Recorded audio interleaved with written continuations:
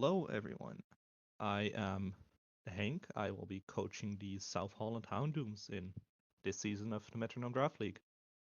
So, heading into our first question, I want you to walk me through your pre draft notes, ideas, and concepts that you had. Yeah, okay, so I didn't have that much time to look into uh, my picks before heading into the draft. I basically went through just the list of points first, looking at mons that I could maybe that were a bit more on the expensive side that I could build my main strategy around. I never really looked into any of the most expensive mons. Like the most expensive one I noted down was Garchomp for 11 points. And aside from that, my main strategy was trying to build a balanced team. So not really splurging on any really expensive mons, but trying to stick in like the 5-6 point range. So I could have a team consisting of mons that are all solid and just in general have more of a balanced approach instead of heavily banking on one or two Pokemon and filling the rest with fodder. I think that's about my pre-draft, considering one thing I also did was a look into a few abilities I wanted to have on a team. Like, for instance, I knew I wanted someone with Intimidate, with Poison Point, and in general, just uh, more of a bulkier but also some offensive Pokemon I could use. I think that's my pre-draft. All right. Well, I'm glad you at least had a little bit of a plan. A lot of people went into it with nothing. So, I applaud you for that. Yeah, it was a very busy period before the draft. Like when I just joined the league, I did some initial planning, and then it was a long while of being busy until like a few days before the draft before I could finally look into things again. That's good at you. Got a plan. So, we'll move on into the next part. This will be the actual draft. Walk me through your picks. And then, after you do that, walk me through the ones you wish you didn't draft or the ones you're really happy about, stuff like that. My first pick was my most expensive mon and the one I also mentioned before, Garchomp, because it's Garchomp. You really can't go wrong with Garchomp. It's a pseudo legend. It has great stats, and then there's also the benefit of Rough Skin, which you can combine with Rocky Helmet, which I've seen a few multi-hit attacks go into it already. In general, I just think it's a good mon to draft. It's quite bulky. It can deal good hits if you pull a strong move, and there's the whole thing of Rocky Helmet Rough Skin, which I think can do a lot of damage when it comes down to it. My second pick was Mousehold, which I wanted for friend guards, so I could mostly have Garchomp out on the field for longer. And Mousehold also has some decent attacking stats. So then I did also look into cheaper friend guarders, but I think Mousehold offers the best package in actually being able to deal out some damage as well while supporting another Pokemon on the field. Uh, that's where things kind of went off the rails because I had in my notes as well Annihilate or Chin-Pao, but those both got taken before I had the chance to actually pick them up because Annihilate would have been helpful in the sense of it's bulky, it can deal out good damage. I just think it would be a good balanced mon. And then Chin-Pao, I believed, would have been able to punch through some cores using Sword of Ruin and be more of an offensive powerhouse. But they both got taken. It's a draft. There's 30 people. That was bound to happen. So my third pick, I picked up a mon I planned to draft later, which is Dragalge. I drafted it for Poison Point. It's surprisingly cheap at only 5. It has quite good bulk. And you just need a poison type because in case there was going to be a Glimmet or a Glimmora or someone was lucky enough to pull poison spikes, Toxic Spikes. You need a poison type, or else every time you would switch someone in, you would just be on the clock, and that's not what you'd want. Fourth pick was Copperajah. Copperajah was a mon I had my eye on as well for a while because I used it before just in regular playthroughs. I knew that it can hit very hard, especially considering Sheer Force, which is an ability I looked into before the draft, which I knew I wanted to get on my team. And I'm glad I was able to get Copperajah because that was my also one I had on my initial team, so to speak. Then fifth is my second most expensive mon. In Iron Hands, I ended up picking Iron Hands as to like annihilate replacement, so to speak, because it is very tanky. It has a lot of HP. It has a really good defense stat. Its special defense is a bit weak, but I can make use of Mouse Hold as well to just keep Iron Hands on the field and be able to soak up a lot of hits. That was most of my points, so for the final few, I looked into abilities I wanted and like cheap options to use for them. So my sixth pick was Paldean Tauros. Uh, I'm going to use it for Intimidate, but it also has an impressive attack stat. And with Paldean Tauros, you gain access to all three forms, which might come in handy at one point. Seventh, this was a pick I wasn't originally planning on, but since there's a few weather teams, I decided to pick up Drampa just so if I face one, I can take that down with Cloud9. And Drampa as well actually has surprisingly good stats for the cost. And then my final team member, I had 2 points left. I decided to pick up Chandelure because it gets Flame Body and it has a really big special attack set. So for 2 points, that was a really good pickup, I think. And that's about the draft. I don't really have anyone that I want to replace because I think in testing at least all of them have been performing quite well, and I'm happy with the mods I drafted. I will say a few people did want to pick up Chandelure, not realizing you drafted it, so I'll give that to you as a good pick. Yeah, no, I heard that like during the draft as well. There were I when I picked Garchomp, I heard quite a lot of reactions.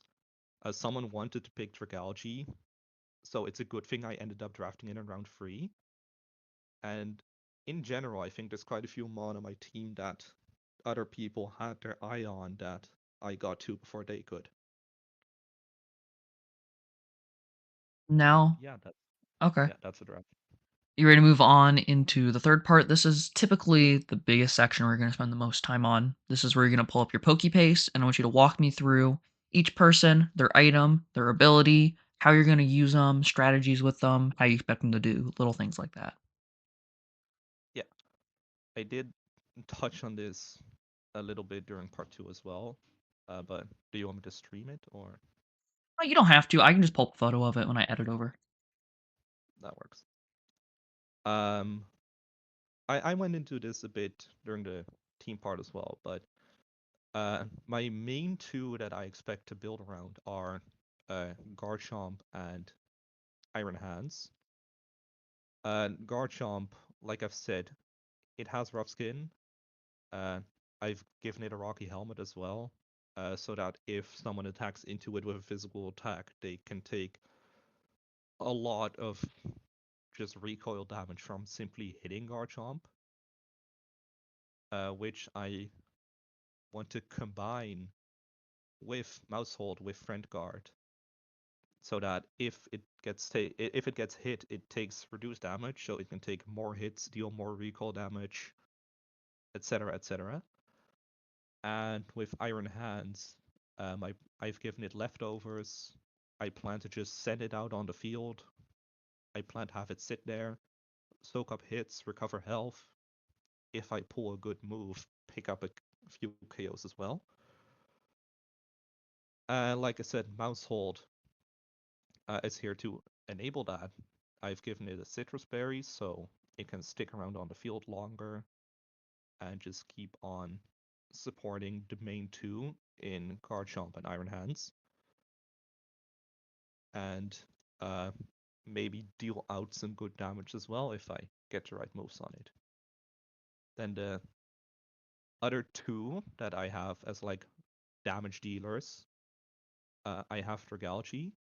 Dragalge is my Black Sludge Mon, which is also a really important item to have.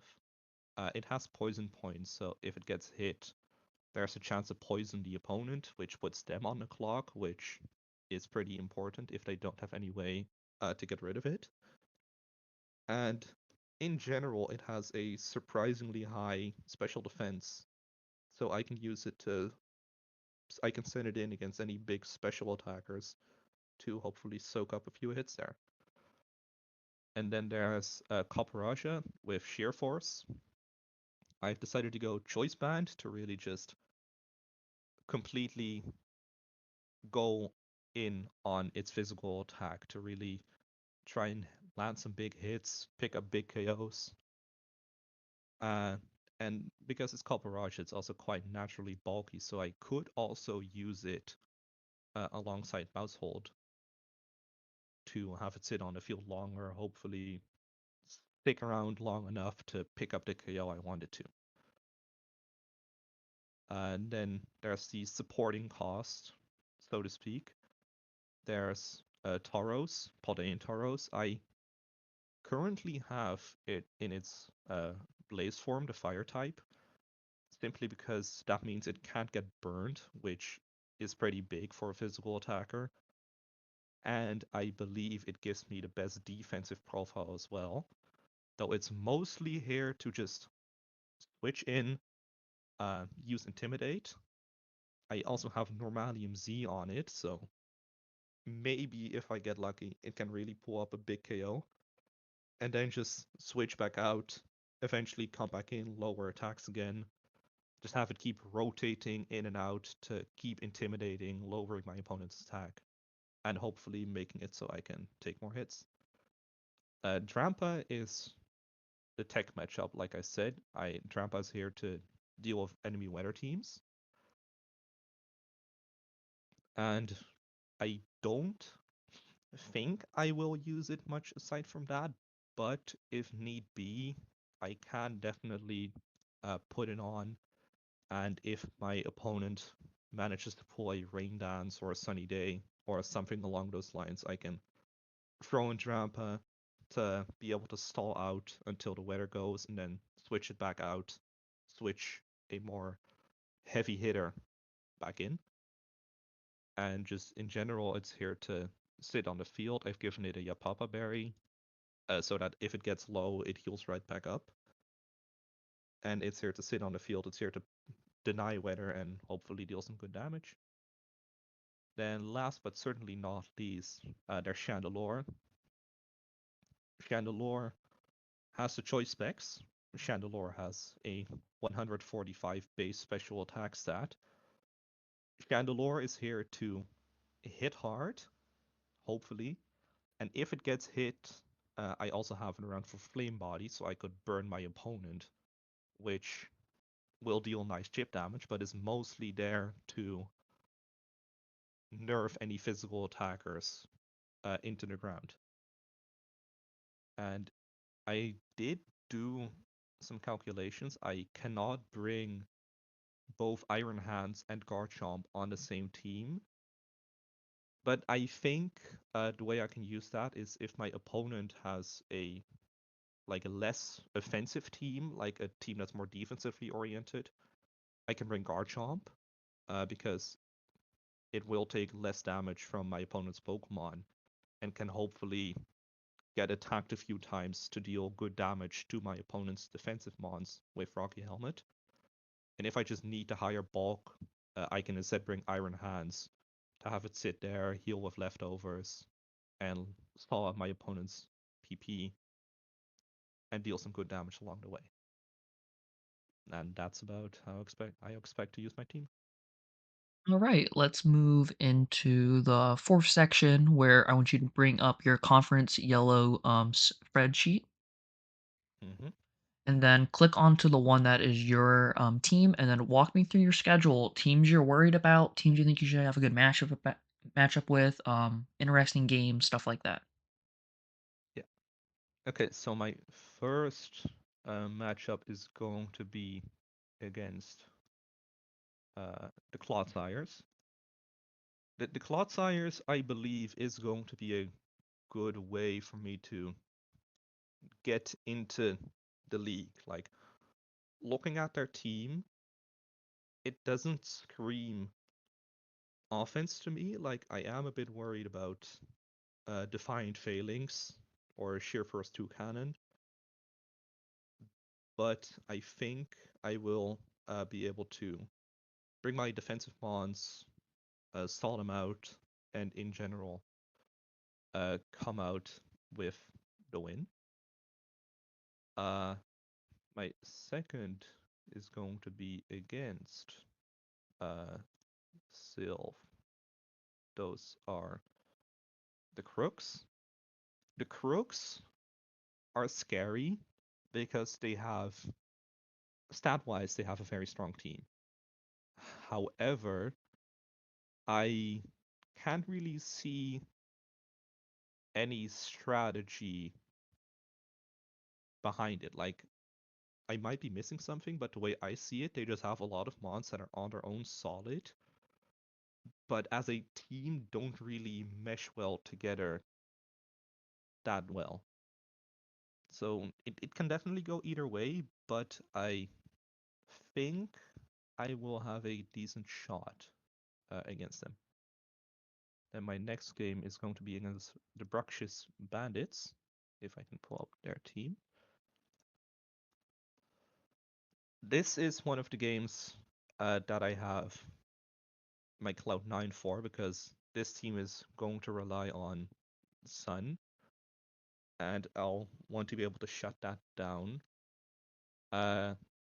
Huge Power Azumarill is also very scary, and that might be able to get a jump on one of my Pokemon, but I am not worried per se. Again, it can definitely go either way, but I do like my chances. My fourth game is against the Crows. The Crows I'm definitely a bit afraid of because Palafin Hero is very scary. Ursaluna is very scary. They hit really hard. And then there's also Roughskin Druddigon, Earth Eater Orform. That's going to be a bit of a challenge, I think. But if I manage to play around with my Switch as well, I should have a good chance against them as well. Which it's going to be a good match to watch, I'd say. Fifth, I will be going up against Dunam Dunfun, and this is a scary team because it's all ice types, so defensively they don't offer that much, considering it's an ice type, but Titan, Glastrier, Chenpao, if that team gets going, then they are going to get going quick, and I'm expecting to get steamrolled.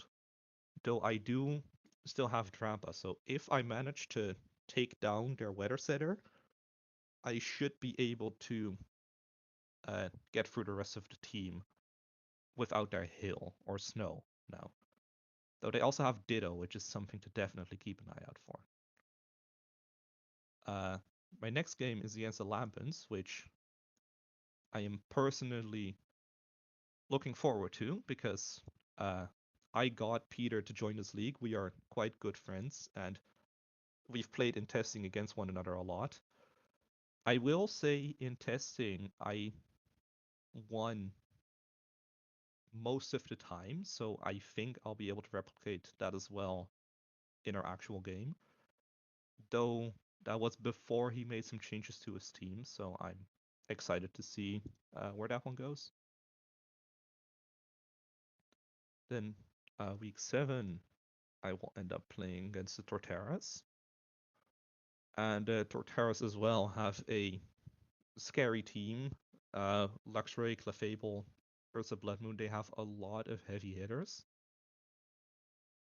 So I am going to need to uh, make good switches, make good use of the healing I do have, and just try my best to come out on top. But again, it's metronome. You never know how a game is going to go, so I do like my chances as well here. Then game 8, week 8, I'm playing against the other Sun team in the Cacturns, and this team is terrifying. If they have multiple weather setters, so if Trampa goes down, I'm afraid that they are just going to run over my team. And even if I manage to take down, even if I manage to keep denying them their weather, their mons are just naturally very strong. So this is, chances are this is going to be my most challenging match, but I'm not giving up hope just by looking at her team. I believe that I'll be able to play my way through. And then the next game is against the Welsh Chins, which they as well have a very scary team. Lots of strong mons on paper, lots of defensive mons on paper with the namesake Wo-Chin. So this one, just like many others, can really go either way. I am a bit worried because I do know that they made it far as well last season. But it's going to be a fun game, especially because we both have our teams named after Fire Emblem characters. So I believe this one will prove who has the better Fire Emblem game. And from there, it's back to replaying games against other people in my region. So uh, first, I need to do a replay against the Crows, which, again, that's going to be fun. Then there's the Crooks, the Chins, and I get to round it off against Peter as well, which I think is fun. So all in all, I think I'm in a very balanced league. Like there is no clear winner. I think I have a chance against everyone, though there is no such thing as a guaranteed win, because this is still metronome. Anything can happen. I can pull 6 mementos in the span of a few turns. So it's gonna be a lot of fun to try and have as much control as I possibly can, and hope that my mon pull good moves and I end up winning quite a lot of games. That's about all I have to say about my schedule. All right, now let's head into the last part, my favorite. We get to make predictions and look back to after the season. Okay, chances are high that this is going to come back to bite me once the season is over. Only one way to I find think out. only one way to find out, and that's to make them in play. I think the person to end up winning the division, it's probably going to be the Cacturns. Like, there aren't a lot of teams in the division that have a way to shut down the weather. Like, the Chens have Rayquaza, I have Trampa, and the Lampens have Cloud9 Lickitung. But other than that, I don't think there's a lot of teams that will be able to directly shut down the weather. So they are going to just set up the sun, play with it to their advantage, and it's probably going to be a big challenge if you aren't able to turn off said sun.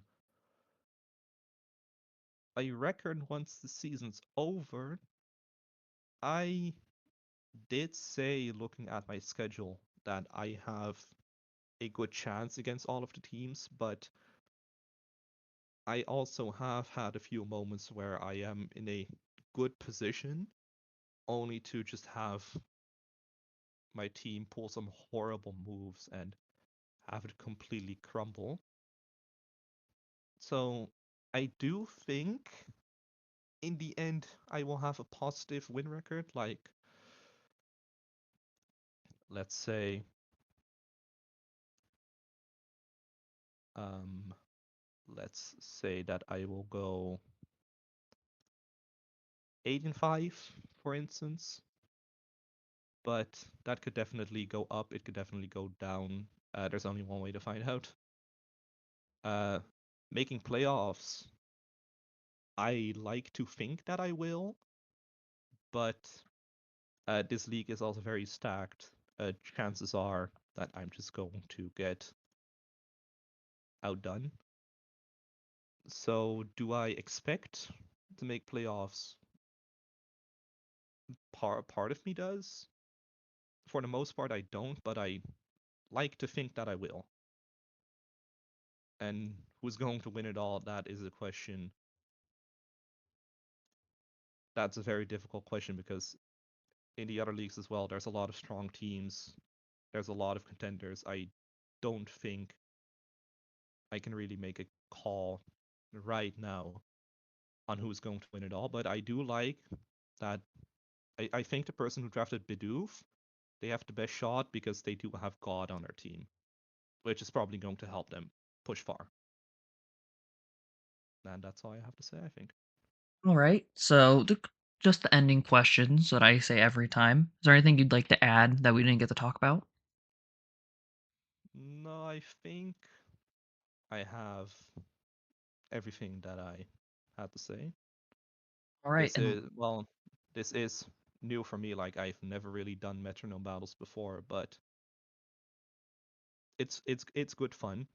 It leads to some very wild matches, and I'm looking forward to see where this season's gonna go. and lastly, is there anything you'd like to shout out before we end this? Well, I would like to shout out my buddy Peter for actually joining me in the league. It's very fun that we are in the same conference, so we get to play twice. And I'd also like to shout out everyone else for having joined the league, being there for the draft, and all in all, let's make it a good season. Well, thank you for joining us today, and I wish you the best of luck. Thank you. We'll see where this goes.